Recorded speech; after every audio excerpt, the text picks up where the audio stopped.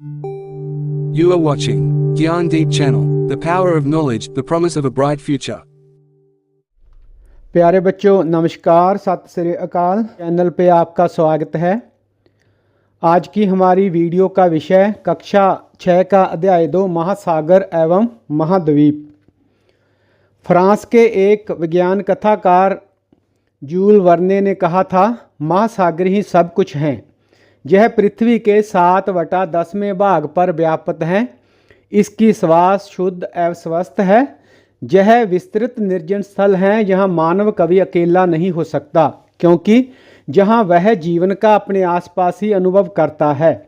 महासागर प्रकृति का विस्तृत भंडार हैं। दूसरे शब्दों में कहें तो संसार का आरंभ महासागरों से हुआ है, और कौन जानता है कि इसका अंत भी इसी में हो। आइए शुरू करते हैं अध्याय 2 महासागर एवं महाद्वीप। इस वीडियो को देखने के बाद आप जान पाएंगे महासागर और महाद्वीप क्या हैं, उनके नाम क्या हैं एवं उनका वितरण कैसा है। दूसरा, महासागर एवं महाद्वीप पृथ्वी पर जीवन को, जिसमें मानव जीवन भी शामिल है, किस तरह प्रभावित करते हैं। महासागर क्या हैं? प्यारे बच्चों, जब हम ग्लोब को धीरे धीरे घुमाते हैं तो आपको सबसे ज़्यादा रंग कौन सा दिखाई देता है? निश्चित ही हमें नीला रंग सबसे अधिक दिखाई देता है। इसका अर्थ यह है कि पृथ्वी की अधिकांश सतह जल से घिरी हुई है। वास्तव में पृथ्वी का 3/4 भाग जल से घिरा हुआ है। इसी कारण अंतरिक्ष से देखने पर पृथ्वी नीली दिखाई देती है। आरंभिक अंतरिक्ष यात्रियों ने स्नेहपूर्वक पृथ्वी को नीला ग्रह कहकर पुकारा था। ग्लोब पर जब हम जो सबसे बड़ी जल राशियां देखते हैं, उन्हें ही महासागर कहते हैं। पृथ्वी पर पानी के विशाल भंडार को महासागर कहते हैं। पृथ्वी पर 5 महासागर हैं। सबसे बड़ा प्रशांत महासागर, इसके बाद हिंद महासागर, अटलांटिक महासागर, आर्कटिक महासागर, दक्षिणी या अंटार्कटिक महासागर। महासागर जलवायु को नियंत्रित करने, पर्यावरणीय संतुलन बनाए रखने और जीवन के लिए जरूरी संसाधन प्रदान करने में महत्वपूर्ण भूमिका निभाते हैं।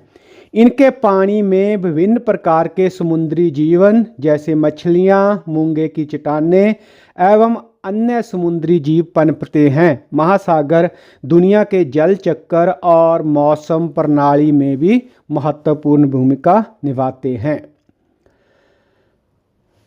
इसके बाद है बच्चों महाद्वीप। पाठ्य पुस्तक के चित्र 2.1 में दर्शाए गए पृथ्वी के मानचित्र में आपको एक अन्य रंग भी दिखाई दिया होगा, जो कि भूरा है, जैसा कि आप घूमते हुए ग्लोब में भी देख सकते हैं। नीले रंग के अलावा दूसरे नंबर पर जो रंग दिखाई देता है वह है भूरा। यह भूमि का रंग है, जो ग्लोब के लगभग 1/4 भाग पर फैला हुआ है। महाद्वीप पृथ्वी की सतह के विशाल भूखंड होते हैं, जो महासागरों से घिरे होते हैं। ये भूखंड विभिन्न प्रकार की भौगोलिक विशेषताओं जैसे पहाड़, मैदान, नदियाँ, झीलें आदि से युक्त होते हैं। पृथ्वी की जलवायु के निर्माण में महासागर एवं महाद्वीप दोनों महत्वपूर्ण भूमिका निभाते हैं। ये जीवन के सभी पहलुओं को प्रभावित करते हैं, जिनमें सभी जीव जंतु, पौधे और मनुष्य का जीवन भी शामिल है। हम उनके प्रभाव को अपने इतिहास, संस्कृति और दैनिक जीवन पर भी देखते हैं।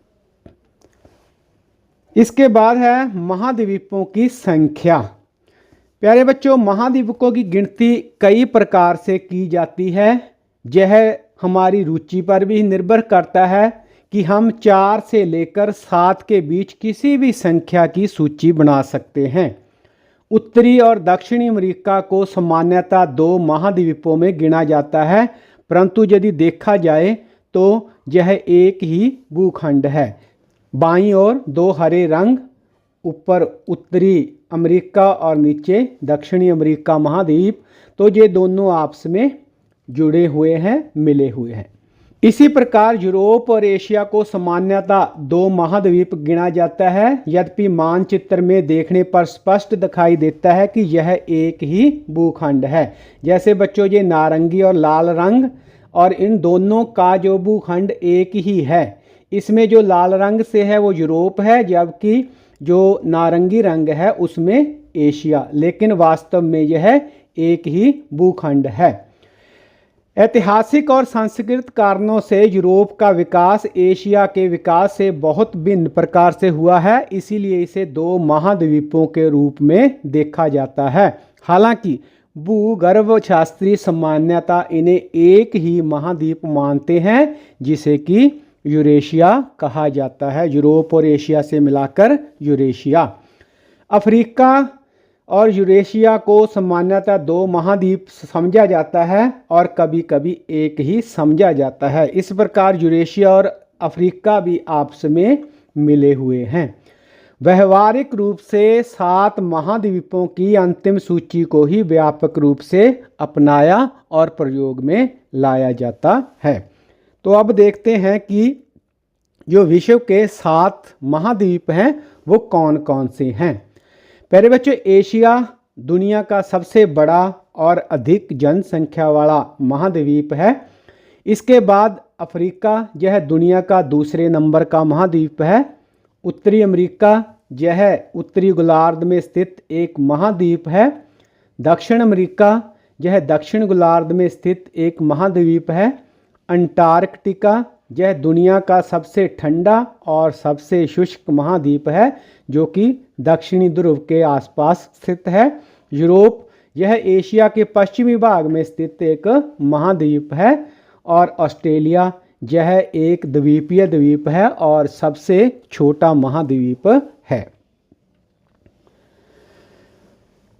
एक गतिविधि दी गई है बच्चों महाद्वीपों को समझने के लिए कि सबसे बड़ा और सबसे छोटा, और उनमें अगर दो को हमने कंपेयर करना हो, दो महाद्वीपों की तुलना करनी हो तो कैसे करनी है।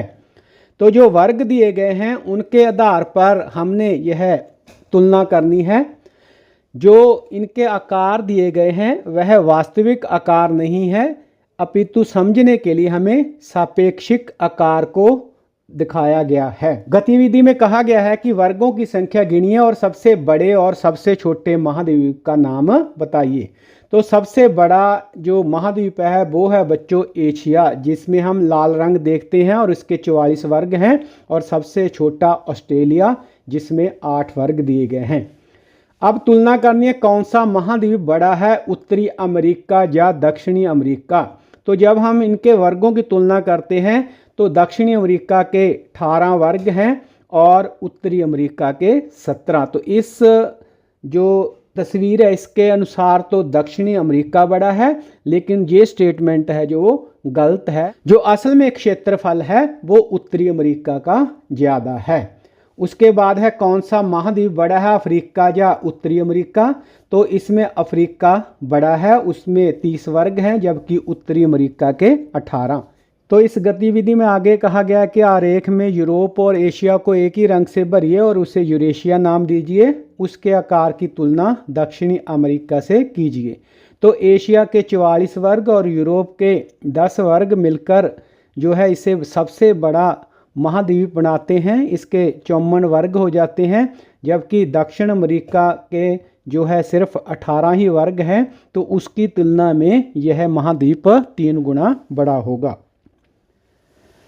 इसके बाद है बच्चों पृथ्वी पर जल एवं भूमि का वितरण। पृथ्वी पर जल एवं भूमि का उत्तरी और दक्षिणी गोलार्ध में समान रूप से वितरण नहीं है। उत्तरी गोलार्ध में महाद्वीपों का अधिक भाग है, जबकि महासागर का क्षेत्र कम है। दक्षिणी गोलार्ध में महासागर क्षेत्र अधिक है और महाद्वीप कम है। चित्र में नीले रंग से महासागरों एवं उनके छोटे छोटे विस्तार जैसे सागर, खाड़ी आदि को भी दर्शाया गया है, जिसकी चर्चा हम अगली स्लाइड में करेंगे। जैसा कि आप चित्र देख रहे हैं दो, एक उत्तरी ध्रुव से लिया गया है जो कि हमारे बाईं ओर है, और एक दक्षिणी ध्रुव से।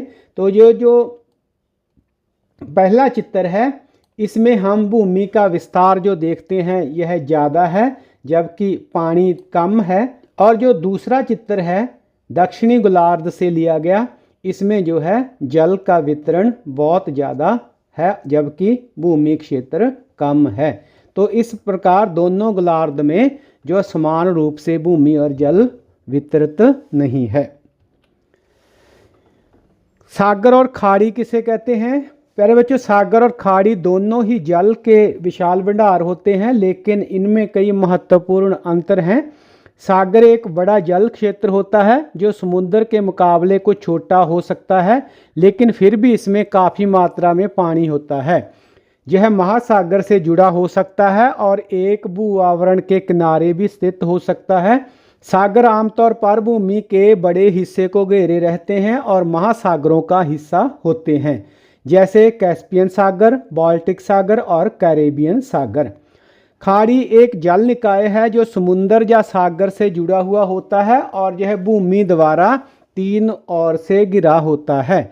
खाड़ी समुद्र या सागर के किनारे एक उबड़ खाबड़ और जटिल क्षेत्र होता है और इसकी सीमा एक तरह से समुद्र से कम होती है। खाड़ी का आकार भी विभिन्न हो सकता है, कभी बहुत बड़ा या कभी छोटा। उदाहरण के लिए बंगाल की खाड़ी, पर्शियन खाड़ी और मैक्सिको की खाड़ी। इसके बाद जिन बिंदुओं पर हमने चर्चा की है उस पर आधारित गतिविधियां बच्चों। प्रत्येक मानचित्र में वृत्ताकार रेखाओं को क्या कहते हैं? क्या आप जानते हैं कि दोनों ध्रुवों पर मिलाने वाली रेखाओं को क्या कहा जाता है? तो जैसा कि बच्चों मानचित्र में आपने इस तरह की रेखाओं को देखा होगा, और जो पिछला हमारा अध्याय था, अध्याय 1, उसमें हमने इन रेखाओं पर विस्तृत चर्चा की थी। मानचित्रों पर आपने अक्सर कई तरह की रेखाएं देखी होंगी। इनमें से कुछ वृत्ताकार होती हैं तो कुछ सीधी रेखाओं के रूप में होती हैं। मानचित्र पर वृत्ताकार रेखाएं मुख्य रूप से अक्षांश रेखाएं होती हैं। ये रेखाएं पृथ्वी को क्षैतिज रूप से काटती हैं और पूर्व से पश्चिम दिशा में खींची जाती हैं। ये सभी रेखाएं एक दूसरे के समानांतर होती हैं। विषुवत रेखा यानी भूमध्य रेखा सबसे बड़ी अक्षांश रेखा है और यह पृथ्वी को दो बराबर भागों में विभाजित करती है। दोनों ध्रुवों को मिलाने वाली रेखाएं देशांतर रेखाएं होती हैं। ये रेखाएं उत्तर से दक्षिण दिशा में खींची जाती हैं। ये पृथ्वी पर किसी स्थान का पूर्व या पश्चिम में स्थित होने का पता लगाने में मदद करती हैं और ये समय के निर्धारण में भी महत्वपूर्ण भूमिका निभाती हैं।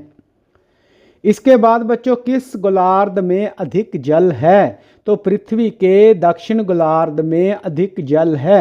दक्षिणी गोलार्ध में भूमि का क्षेत्रफल उत्तरी गोलार्ध की अपेक्षा कम है, जिससे कि वहाँ जल का अनुपात अधिक है। सरल शब्दों में कहें तो पृथ्वी को दो बराबर हिस्सों में बांट लें तो दक्षिणी हिस्सा अधिक पानी वाला होगा और उत्तरी हिस्सा अधिक जमीन वाला। इसके बाद बच्चों क्या सभी महासागर एक दूसरे से जुड़े हुए हैं या उनके बीच में कोई विभाजन है? सभी महासागर एक दूसरे से जुड़े हुए हैं। पृथ्वी पर जो 5 प्रमुख महासागर हैं, प्रशांत महासागर, अटलांटिक महासागर, भारत महासागर या हिंद महासागर, आर्कटिक महासागर और दक्षिण महासागर, ये आपस में जुड़े हुए हैं। कोई भी प्राकृतिक भौतिक विभाजन नहीं है जो इन महासागरों को पूरी तरह से अलग करता हो। हालांकि इन महासागरों के बीच कुछ भौगोलिक सीमाएं हैं, लेकिन वास्तव में वे सभी एक ही जल राशि का हिस्सा हैं। इसके बाद गतिविधि में पूछा गया कि आपके अनुसार उत्तरी और दक्षिण गोलार्ध में जल एवं भूमि का अनुपात कितना होगा? समूह में चर्चा करनी है। तो बच्चों आपको जैसे जो चित्र दिखाए गए हैं, एक उत्तरी ध्रुव का और एक दक्षिणी ध्रुव का, तो दोनों गोलार्धों में हमने बताना है कि पानी और भूमि का अनुपात कितना हो सकता है। तो उत्तरी गोलार्ध में भूमि का क्षेत्र लगभग 39% और जल का क्षेत्र 61% है। दक्षिण गोलार्ध में जल का क्षेत्र लगभग 81% और भूमि का क्षेत्र 19% है। इस प्रकार दक्षिण गोलार्ध में जल का अनुपात उत्तरी गोलार्ध की तुलना में कहीं अधिक है। पृथ्वी पर उपलब्ध जल का अधिकांश भाग बच्चों महासागरों में है और यह जल है जो वो खारा होता है, लवणीय होता है। महासागरों में लगभग 97.5% जल है, लेकिन यह जल मानव और अन्य स्थलीय जीवों के लिए उपयुक्त नहीं होता क्योंकि इसमें नमक की मात्रा बहुत अधिक होती है। मनुष्य और अन्य जीवों के लिए उपयुक्त जल मीठा जल होता है जो केवल पृथ्वी के जल का सिर्फ 2.5% ही है। इस मीठे जल का भी ज़्यादातर हिस्सा ग्लेशियरों और हिम नदों में बंद पड़ा होता है, जबकि जलाशयों, नदियों और झीलों में केवल एक छोटा हिस्सा ही उपलब्ध होता है। इसलिए महासागरों का खारा जल मानव उपयोग के लिए निरर्थक होता है। सभी जीवों को जीवित रहने के लिए पानी की आवश्यकता होती है और यह पानी मीठा ही होता है जिसे हम पी सकते हैं। इसलिए मीठे पानी का संरक्षण करना बहुत महत्वपूर्ण है। आगे बच्चों हमें चर्चा के लिए कहा गया है, विचार करने के लिए कहा गया है कि जब पृथ्वी पर जल प्रचुर मात्रा में है, चारों ओर जल ही जल है, बड़े बड़े महासागर हैं, पृथ्वी को नीला ग्रह भी इसी कारण कहा जाता है, फिर भी जल की कमी अथवा जल संकट की चर्चा क्यों सुनाई देती है? तो इसका उत्तर है बच्चों, हालांकि पृथ्वी की सतह का अधिकांश भाग पानी से ढका हुआ है, लेकिन फिर भी कई जगहों पर जल की कमी की समस्या गंभीर रूप से महसूस की जाती है। पृथ्वी पर अधिकांश पानी महासागरों में पाया जाता है जो कि खारा होता है और पीने और खेती के लिए उसे इस्तेमाल नहीं किया जा सकता।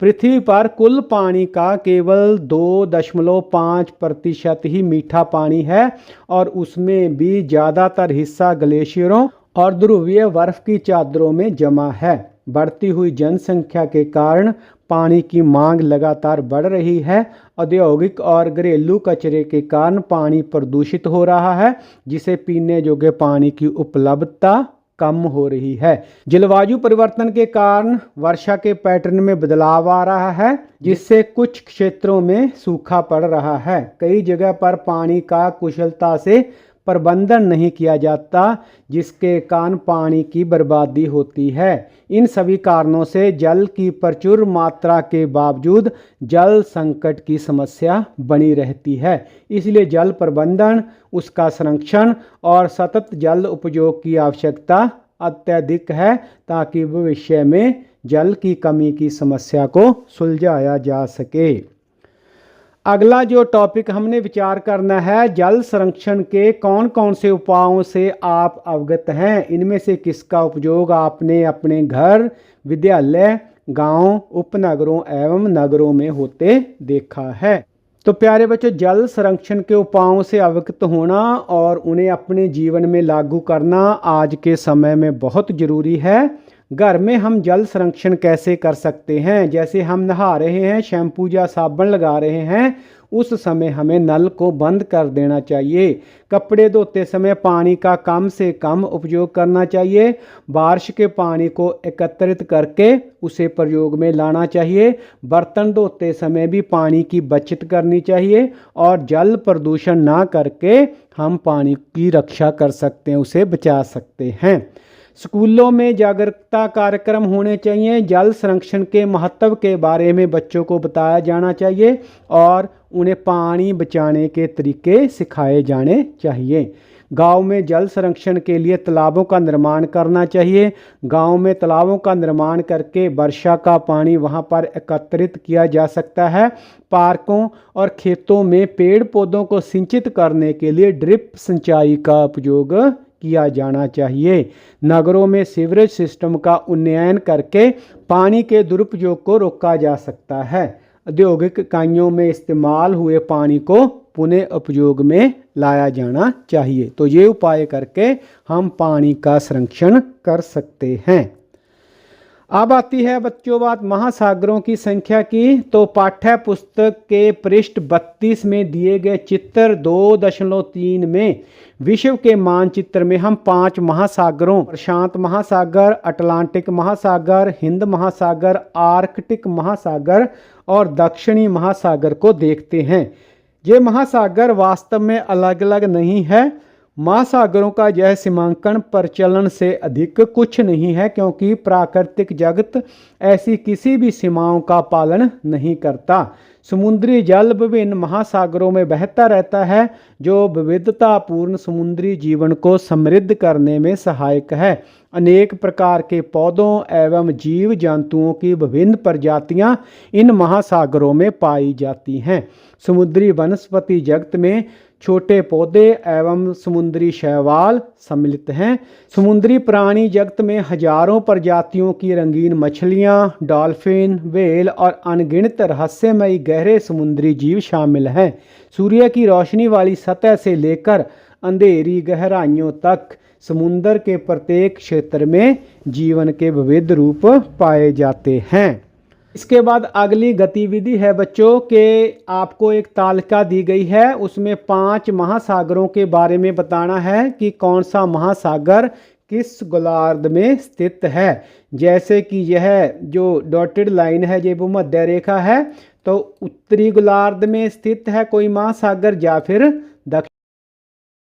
तो जो बच्चों प्रशांत महासागर है वो उत्तरी गोलार्ध और दक्षिणी गोलार्ध दोनों में स्थित है। जैसे कि हम यहाँ देख सकते हैं उत्तरी गोलार्ध में भी और दक्षिणी गोलार्ध में भी, इसी प्रकार इस साइड में भी जो है उत्तरी और दक्षिणी गोलार्ध में जो है महासागर स्थित है। अटलांटिक महासागर भी दोनों गोलार्धों में ही स्थित है। जैसे कि ये अटलांटिक महासागर का विस्तार है तो यह उत्तरी और दक्षिणी गोलार्ध में स्थित है। हिंद महासागर भी दोनों गोलार्धों में ही स्थित है। जैसे कि हिंद महासागर का थोड़ा सा हिस्सा जो है उत्तरी गोलार्ध में है, लेकिन ज़्यादातर यह दक्षिणी गोलार्ध में स्थित है। दक्षिणी महासागर पूर्ण रूपेण दक्षिणी गोलार्ध में स्थित है। जैसा कि आप देख सकते हैं यह पूरी तरह से दक्षिणी गोलार्ध में स्थित है। और आर्कटिक महासागर उत्तरी गोलार्ध में स्थित है, बिल्कुल ऊपर स्थित है।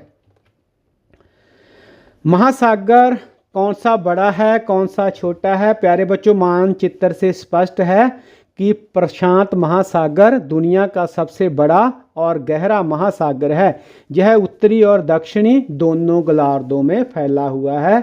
जैसा कि आप चित्र में देख सकते हैं, प्रशांत महासागर उत्तरी गोलार्ध और दक्षिणी गोलार्ध दोनों में फैला हुआ है। इसी प्रकार अटलांटिक महासागर दुनिया का दूसरा सबसे बड़ा महासागर है। यह भी उत्तरी और दक्षिणी गोलार्ध में फैला हुआ है। हिंद महासागर दुनिया का तीसरा बड़ा महासागर है। यह मुख्य रूप से दक्षिणी गोलार्ध में स्थित है, हालांकि इसका कुछ हिस्सा उत्तरी गोलार्ध में भी फैला हुआ है। दक्षिण महासागर दुनिया का चौथा बड़ा महासागर है और यह दक्षिणी गोलार्ध में है। आर्कटिक महासागर दुनिया का सबसे छोटा महासागर है। यह पूरी तरह से उत्तरी गोलार्ध में स्थित है और उत्तरी ध्रुव के आसपास स्थित है। प्यारे बच्चों, महासागरों के मानचित्र से स्पष्ट है कि हिंद महासागर का विस्तार उत्तर में एशिया, पश्चिम में अफ्रीका और पूर्व में ऑस्ट्रेलिया और दक्षिण में दक्षिणी महासागर तक है। भारत के दोनों ओर हिंद महासागर के 2 भाग दिखाई देते हैं, पश्चिम में अरब सागर और पूर्व में बंगाल की खाड़ी।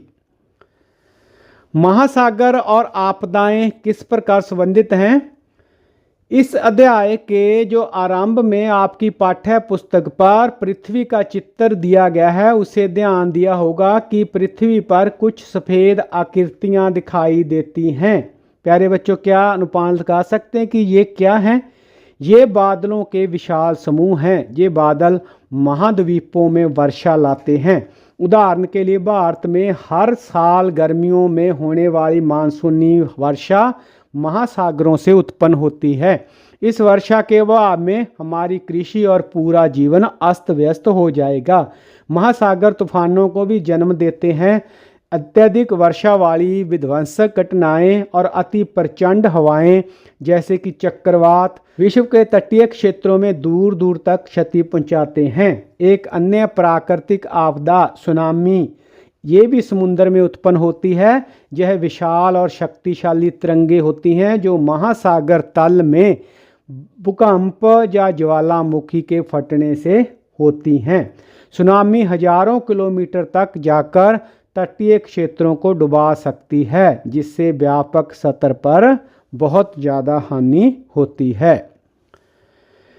26 दिसंबर 2004 के दिन हिंद महासागर के आसपास भारत और अन्य 13 देशों में प्रचंड सुनामी आई। इस प्रकार यह देश प्रभावित हुए। यह सुनामी इंडोनेशिया में आए भूकंप के कारण आई थी। इस आपदा में 2 लाख से अधिक लोगों की जान गई। भारत में अंडमान निकोबार द्वीप समूह और तमिलनाडु और केरल के तटीय क्षेत्र इससे भीषण रूप से प्रभावित हुए और जान माल की बहुत ज़्यादा क्षति हुई। इस प्रकार की सुनामी कभी कभी आती है, किंतु यह अत्यंत विध्वंसकारी होती है। हालांकि तट से टकराने से पहले इसका अनुमान लगाया जा सकता है। बहुत से देश इस प्रकार की पूर्व चेतावनी प्रणाली पर मिलजुल कर काम कर रहे हैं। विशेषकर भारत समेत बहुत से देश हिंद महासागर सुनामी चेतावनी प्रणाली में सहयोग कर रहे हैं, जिससे कि जान माल की रक्षा करने के उपायों में सहायता मिल सके। जिन घटनाओं के कारण जान और माल की क्षति होती है, उन्हें आपदा प्रबंधन के अंतर्गत नियंत्रित किया जा सकता है। भारत में सभी प्रकार की आपदाओं का सामना करने के लिए राष्ट्रीय आपदा प्रबंधन प्राधिकरण स्थापित किया गया है। महाद्वीप के बाद बच्चों बात आती है द्वीप की। यदि आपने पाठ्य पुस्तक में मानचित्रों को ध्यानपूर्वक देखा है तो आपने देखा होगा कि महाद्वीपों में संपूर्ण भूखंड शामिल नहीं हैं। भूमि के कुछ छोटे छोटे भाग छूट गए हैं। चारों ओर जल से घिरे हुए भूखंड को द्वीप कहा जाता है। महाद्वीप भी चारों ओर जल से घिरे होते हैं, किंतु आकार में बड़ा होने के कारण उन्हें द्वीप नहीं कहा जाता, उन्हें महाद्वीप कहा जाता है। इस ग्रह पर विभिन्न प्रकार के लाखों द्वीप हैं। विश्व का सबसे बड़ा द्वीप ग्रीनलैंड है। भारत में 1300 से अधिक द्वीप हैं। इनमें मुख्य रूप से 2 द्वीप समूह बंगाल की खाड़ी में स्थित अंडमान निकोबार द्वीप समूह है और अरब सागर में लक्षद्वीप द्वीप समूह है। 1981 में भारतीय अंटार्कटिक कार्यक्रम के अंतर्गत अंटार्कटिक में अन्वेषण किया जा रहा है। अंटार्कटिक ऐसा महाद्वीप है जहां की जलवायु बहुत ठंडी और कठोर है। 1983 में भारत ने अंटार्कटिक में दक्षिण गंगोत्री नामक पहला वैज्ञानिक बेस स्टेशन स्थापित किया था। बाद में 2 और बेस स्टेशन स्थापित किए गए। इस सुदूर प्रदेश में भारतीय वैज्ञानिकों के लगभग 40 दलों ने विशेष रूप से जलवायु और पर्यावरण के विकास पर शोध कार्य किए हैं। वैज्ञानिकों के रहने के लिए जहां बने आवास में एक पुस्तकालय है और जहां तक कि एक डाकघर भी है। महासागर और जीवन किस प्रकार संबंधित हैं? महासागर और महाद्वीप पर्यावरण के अत्य आवश्यक भाग हैं। भले ही हम ध्यान न दें, पर ये हमारे जीवन के अधिकांश पक्षों को प्रभावित करते हैं। महासागरों से महाद्वीपों पर वर्षा होती है। यह पृथ्वी के जल चक्र का भाग है। जैसे महासागरों के बिना वर्षा नहीं होगी तो पृथ्वी मरुस्थल बन जाएगी। यह भी ज्ञातव्य है कि दुनिया भर की आधी ऑक्सीजन महासागरों का वनस्पति जगत उत्पन्न कर रहा है, इसीलिए इन्हें पृथ्वी के फेफड़े कहा जाता है। इस प्रकार महासागर जलवायु को नियंत्रित और पृथ्वी पर जीवन को बनाए रखने में बहुत महत्वपूर्ण योगदान देते हैं। महासागर अनेक प्रकार से मानव जाति को प्रभावित करते हैं। आरंभिक काल से ही एक जगह से दूसरी जगह जाने, सभी प्रकार के सामानों के व्यापार, सैनिक अभियान संचालित करने और भोजन हेतु मछली पकड़ने के लिए लोगों ने महासागरों और सागरों की यात्रा की है। महासागरों ने पूरी दुनिया के तटीय क्षेत्रों पर रहने वाले लोगों की संस्कृति को भी पोषित किया है। उन सभी संस्कृतियों की किंवदंतियों और कहानियों में समुद्र, समुद्री देवताओं और देवियों, समुद्री दैत्यों और समुद्र के कोशों, महासागर के खतरों और उनके आशीर्वाद की बातें मिलती हैं। ध्यान रखने वाली बात है बच्चों कि हमारे प्रतिदिन के जीवन में महासागर की महत्वपूर्ण भूमिका को याद रखने के लिए यूएनओ संयुक्त राष्ट्र संघ ने 8 जून को विश्व महासागर दिवस के रूप में घोषित किया है, क्योंकि महासागर भोजन और औषधि के प्रमुख स्रोत और जैव मंडल के बहुत महत्वपूर्ण भाग के रूप में हमारे ग्रह के फेफड़ों के रूप में कार्य करते हैं। वैज्ञानिक अध्ययनों से यह पता चला है कि मानव की बढ़ती सामुद्रिक गतिविधियों ने महासागरों को प्रदूषित किया है। हम प्रतिवर्ष लाखों टन प्लास्टिक कचरा समुद्र में फेंकते हैं, जो समुद्री जीव जंतुओं का जीवन संकट में डालता है। प्रदूषण के और भी बहुत से प्रकार हैं। परिणाम स्वरूप समुद्री पर्यावरण पर खतरा मंडरा रहा है। समुद्र में आवश्यकता से अधिक मछली पकड़ना भी समुद्री जीवन के पतन का एक और कारण है। हम सभी का सामूहिक दायित्व है कि पृथ्वी और मानवता के भविष्य के लिए महासागरों को बचाने का प्रयास करें। तो यह था पाठ बच्चों, महाद्वीप और महासागर। इस पाठ से हमने सीखा कि पृथ्वी की सतह पर विस्तृत जलाशयों को महासागर और विशाल भूखंडों को महाद्वीप कहा जाता है। महासागर आपस में जुड़े हुए हैं। महाद्वीपों को विभिन्न प्रकार से गिना जा सकता है, किंतु सामान्यतः इन्हें 7 महाद्वीपों के रूप में ही गिना जाता है। एशिया दुनिया का सबसे बड़ा और ऑस्ट्रेलिया सबसे छोटा महाद्वीप है। दुनिया में 5 प्रमुख महासागर हैं। प्रशांत महासागर सबसे बड़ा और सबसे गहरा है, जबकि आर्कटिक महासागर सबसे छोटा महासागर है। दक्षिणी गोलार्ध की तुलना में उत्तरी गोलार्ध में स्थल भाग अधिक है।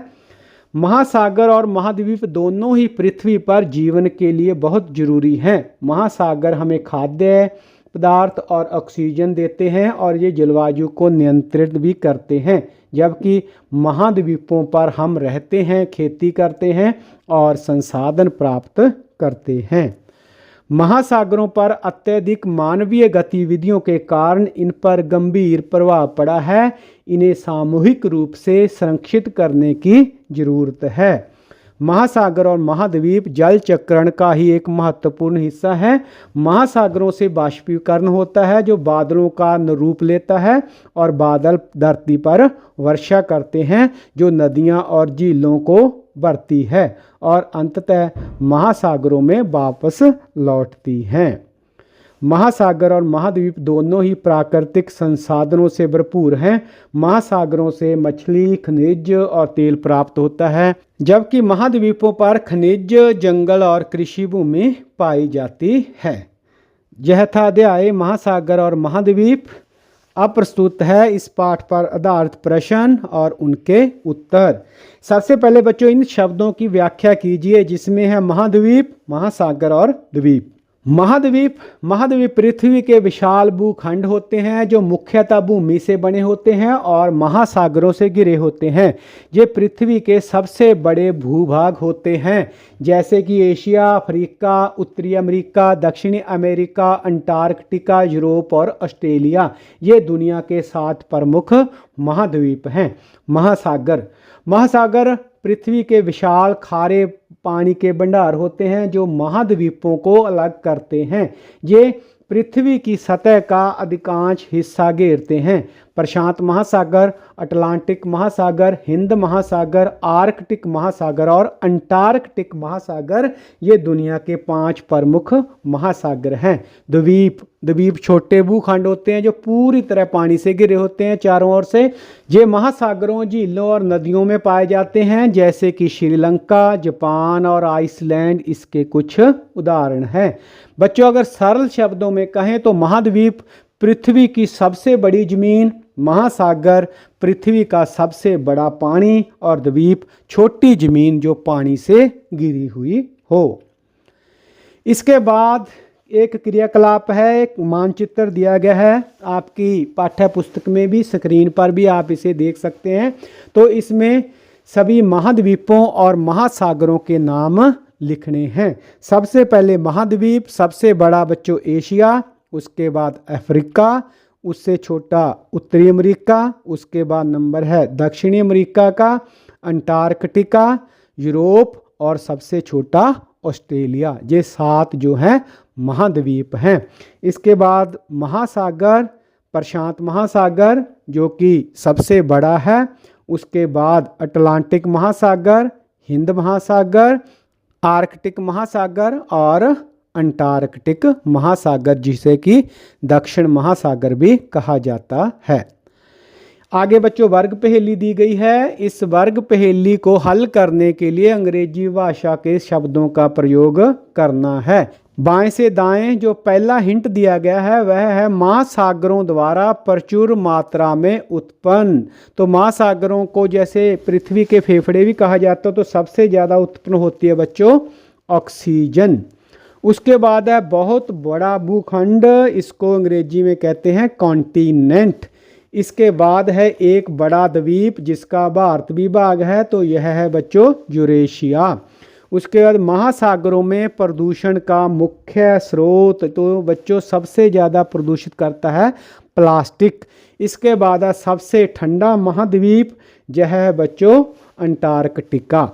ऊपर से नीचे जो शब्द हमने वर्ग पहेली में बनाने हैं, पृथ्वी की सतह पर सबसे बड़ा द्वीप, तो यह है बच्चों ग्रीनलैंड। महासागरों से उत्पन्न होने वाली विध्वंसकारी लहर, इसे कहते हैं सुनामी। इसमें टी अक्षर से इसकी शुरुआत होती है, लेकिन टी है जो वो बोलते वक्त साइलेंस रहता है, इसलिए इसका नाम सुनामी ही पुकारा जाता है। इसके बाद है सबसे छोटा महाद्वीप, तो यह है बच्चों ऑस्ट्रेलिया।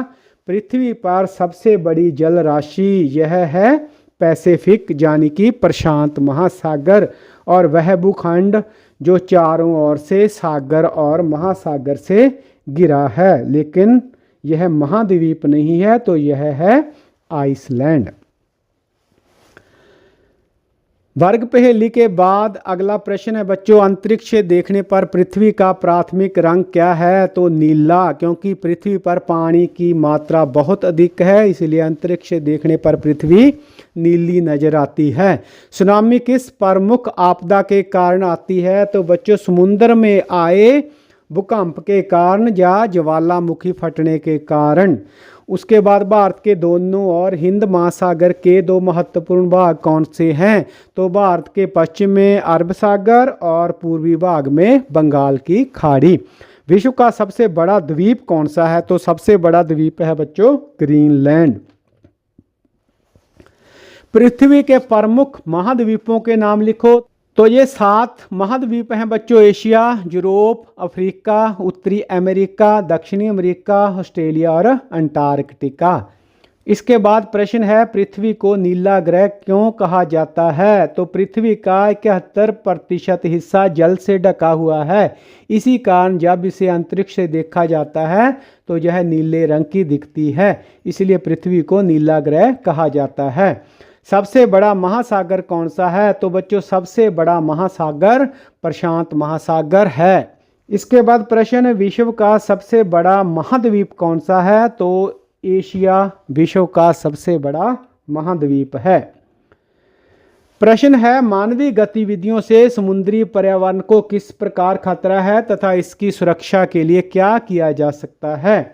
तो इसका उत्तर है बच्चों प्लास्टिक प्रदूषण और अत्यधिक मछली पकड़ने जैसी मानवीय गतिविधियां समुद्री जीवन को खतरे में डालती हैं, पारिस्थितिक तंत्र को भी बाधित करती हैं।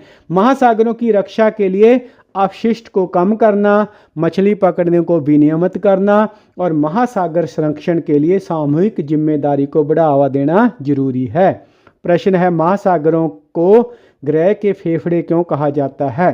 पहले बच्चों महासागर पृथ्वी की आधी से ज़्यादा ऑक्सीजन का उत्पादन करते हैं, मुख्य रूप से शैवाल जैसे समुद्री वनस्पतियों के माध्यम से। ऑक्सीजन उत्पादन में यह महत्वपूर्ण भूमिका उन्हें पृथ्वी पर जीवन को बनाए रखने के लिए बहुत आवश्यक बनाती है। महासागर और महाद्वीप पृथ्वी पर जीवन को किस प्रकार प्रभावित करते हैं? तो इसका उत्तर है बच्चों महासागर और महाद्वीप पृथ्वी की जलवायु, भूगोल और पारिस्थितिक तंत्र को आकार देने में महत्वपूर्ण भूमिका निभाते हैं। महासागर सूर्य की गर्मी को अवशोषित करते हैं और धीरे धीरे छोड़ते हैं, जिससे पृथ्वी का तापमान स्थिर रहता है। महाद्वीप भी तापमान में परिवर्तन लाते हैं, विशेषकर तटीय क्षेत्रों में। महासागरों से वाष्पीकरण होता है, जिससे बादल बनते हैं और वर्षा होती है।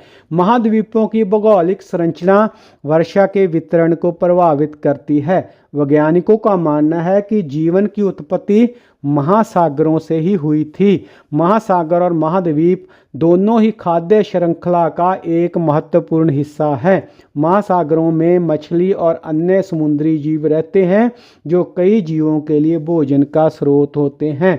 महाद्वीप और महासागर दोनों में विभिन्न प्रकार के खनिज पाए जाते हैं जिनका उपयोग मानव द्वारा किया जाता है। महासागर और महाद्वीप के बीच एक गहरा संबंध है और दोनों एक दूसरे को प्रभावित करते हैं। प्रश्न 8 जून को विश्व महासागर दिवस क्यों घोषित किया गया है और पृथ्वी पर जीवन को बनाए रखने में महासागर क्या भूमिका निभाते हैं? तो इसका उत्तर है बच्चों 8 जून को विश्व महासागर दिवस इसलिए मनाया जाता है ताकि हम महासागरों के महत्व और उनकी रक्षा के लिए अपनी जिम्मेवारी को समझ सकें, अपनी जिम्मेवारी के प्रति जागरूक हो सकें। महासागर पृथ्वी पर जीवन के लिए अत्यंत महत्वपूर्ण हैं। वे पृथ्वी के जलवायु को नियंत्रित करने, भोजन प्रदान करने और जैव विविधता का समर्थन करने में महत्वपूर्ण भूमिका निभाते हैं। बढ़ते तापमान और समुद्र के स्तर में वृद्धि से समुद्री जीवन और तटीय समुदायों पर प्रतिकूल प्रभाव पड़ रहा है। प्लास्टिक, तेल और अन्य प्रदूषक महासागरों को दूषित कर रहे हैं जिससे समुद्री जीवन को खतरा है। महासागर हमारे ग्रह के लिए अत्यंत महत्वपूर्ण है। हमें उनकी रक्षा के लिए मिलकर काम करना चाहिए। समुद्री जीवन की कुछ तस्वीरें आपकी स्क्रीन पर हैं। जिस तरह बहुत सुंदर दृश्य हमें धरती पर देखने को मिलते हैं उसी प्रकार बहुत ही सुंदर जीव और जो है पेड़ पौधे जो वो समुद्र में भी पाए जाते हैं। कई जीव इनमें बहुत विशाल भी हैं जैसे कि व्हेल, और कई बहुत रंग बिरंगे और खूबसूरत हैं। और यह जो पेड़ पौधे हैं समुद्र में भी मिलते हैं और वो भी पृथ्वी के पौधों की तरह जो ऑक्सीजन पैदा करते हैं। तो समुद्री जीवन भी बहुत ही ज़्यादा खूबसूरत है। तो यह थी वीडियो महाद्वीप और महासागर विषय पर आधारित। उम्मीद है वीडियो आपको अच्छी लगी होगी। वीडियो को देखने के लिए आपका धन्यवाद। इस वीडियो को लाइक और शेयर करना ना भूलें।